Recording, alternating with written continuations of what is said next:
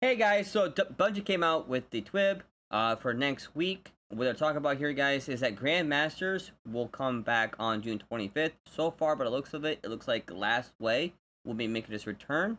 As well, guys, Salvation's Edge will become a master raid available at June 25th.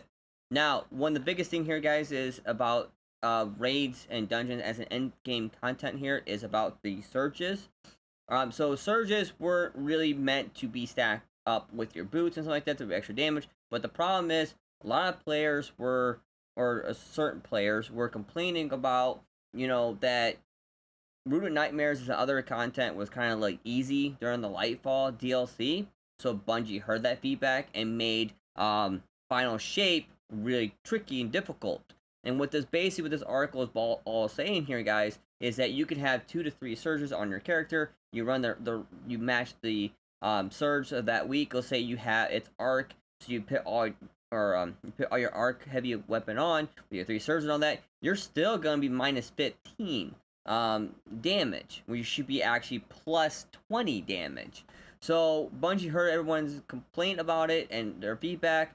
So what they did is they basically just get rid of surges. Now your surges will still be active on your boots. So whatever heavy you're running, match that with your boot. And if you're running 3, you get plus 20. Now if you're running 2, which I recommend just run 2 because sometimes 3 can glitch out, you'll still get roughly about 15%.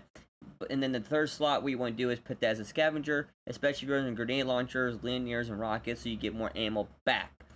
So that's all this basically saying, guys, is that when Final Shape came out, they made it harder still. So even though you matched the thing and you had to run a certain weapon, you were still under power. Now we're gonna go back to how we were back in like Witch Queen to Final Lightfall. Is that we're gonna feel more powerful and we can run anything we want to run.